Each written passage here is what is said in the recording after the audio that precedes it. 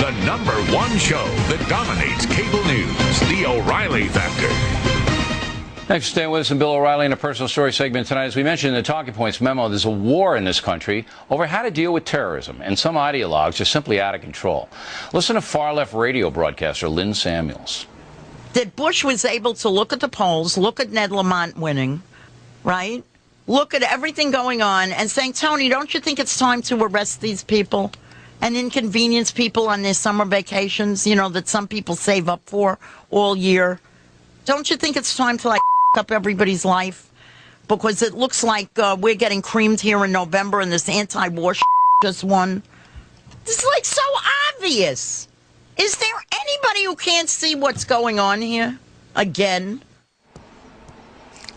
Tony is Tony Blair, she's referring to. We had to bleep out the curse words. With us now is Fox News analyst Ellis Hennigan and Democratic strategist Laura Schwartz. All right. Now, she is obviously out there. But the far left, Air America, said pretty much the same thing on their band. Nobody listens to these people. I understand that. But it does get out on the blogs. It gets out different ways. Does that hurt the Democratic Party and moderate liberals? I think it does, Bill. You know, I think the anti-war left, and the right for that matter, at this point, don't have to be whipped up. They're whipped up enough over Bush's failed policy in Iraq. And I think, especially for November, when we want to win the House back, we've got to do it together, united as a Democratic Party going forward, especially for 2008, because if we're pulled to the left just to win the House in November, we're going to have a much harder time in 2008. All right, so you think that Samuels, Air America, these people, the conspiracy people who are now saying that, you think this is all going to hurt the... It doesn't help us, and we don't need that kind of help right now. All right, how do you see it, Alice? It's obvious. I think you're making fun of that poor woman? It's obvious what's happening here. Are you making fun of that poor woman, Ellis? You're cruel. Bill, I think you might be making a little too much of this. I don't think anybody is listening to Lynn Samuels. All due respect. It comes out. Listen, here's the reality. There are, on both sides of the political spectrum, whacks, and there are right-wing versions and left-wing versions. For some reason, you only seem to see with one eye on this thing. You can cite Lynn Samuels. I'll cite Newsmax and Free Republic and the wackadoos on the right-hand side. It's not fair. You don't have any... No. Nobody pays attention to any of it. You don't have anything that you can bring in on the right that even comes close to that. Absolutely. Have you ever heard of a guy named Michael Savage? Have you been listening to him lately? Okay. I mean, all right. He is the Lynn Samuels, except his audience is 50 times bigger. Stop for a minute. Ellis just had a good point. Thank you. Ellis just beat me. Thank you. And I'm embarrassed. I have to leave. All right. That is a good example, that there are guys on the right who will say, you know, drop the atomic bomb. And let's you and I and all three of us, let's denounce all of it. Okay. Let's denounce all of it. But here it is. We have a very serious situation where Americans might have been killed on jetliners, all right? And even the guy that you mentioned, he isn't saying anything irresponsible about this particular incident, not that I know of. And we did transcript checks of everybody. Yet the far left continues to say conspiracy. Bush called up Tony. They cooked it. The World Trade Center was a Bush attack. He attacked his country. And it's coming almost exclusively from that area. Now, the overreaction on the far right, I understand your point. But here, I think, number one, President Bush will benefit from this terror attack in the polls. Dick Morris said it last night. And number two, if Lynn Samuels, you're right, nobody listens to her, but it gets out in the blogs. It gets in the blogs, and you got to understand that. Yeah, here's what let's do. Let's assume that there's fringe on both sides. It mostly gets ignored. Sometimes it trickles in.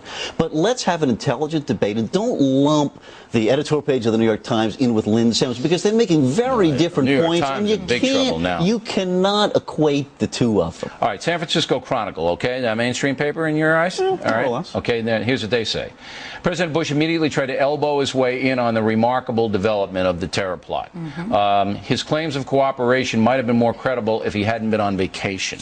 I mean, come on. You guys not entitled to a vacation? Well, in fact, the first year he was in office, he took more vacation than any other president ever did. Tomorrow, he was on top of this thing. We just talked to Tony Snow from Crawford. I mean, it's ridiculous. The San Francisco Chronicle just cheap shots it all day long. Look, here's my point, and you guys both should understand this point.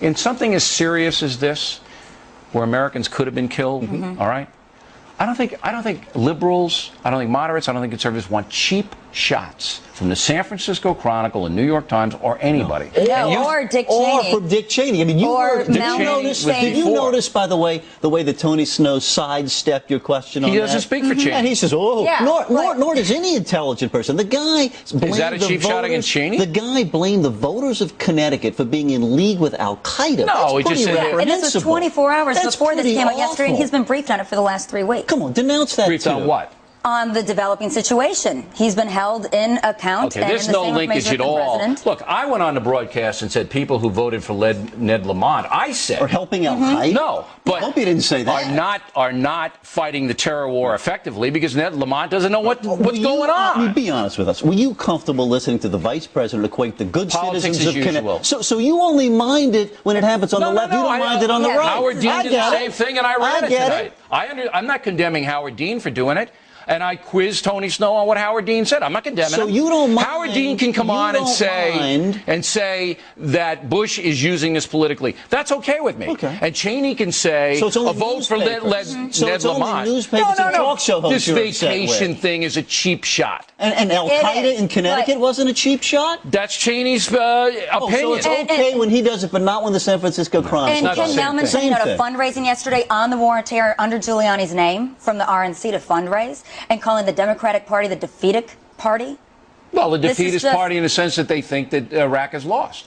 Well, they think that we have to go in a new direction in Iraq because we're certainly not going the right course. What direction? What new direction? The direction that Harry Reid and Nancy Pelosi said to the president last week. Transform our mission to counterterrorism, to protecting U.S. service personnel, to amending the Constitution to make sure all three political factions are involved, to hosting an international conference for the economic restructuring. I don't know. I don't understand. I don't know what direction that is. I know John Murtha's direction. We need a different direction.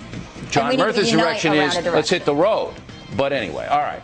Well, 60% of Americans. I'm glad I got one. I'm mad at you for beating me. I'm going to be gracious and I say you tried very hard, and I admire you. And I'm glad we got that the crazy left hurts the Democratic Party. And the crazy right doesn't hurt the Republican hurts the Party. Republican Party. Just too few. Only one side, I guess. All right. In a moment, will President Bush's poll numbers, Dick Morris says they'll go up because of the new spotlight on terrorism.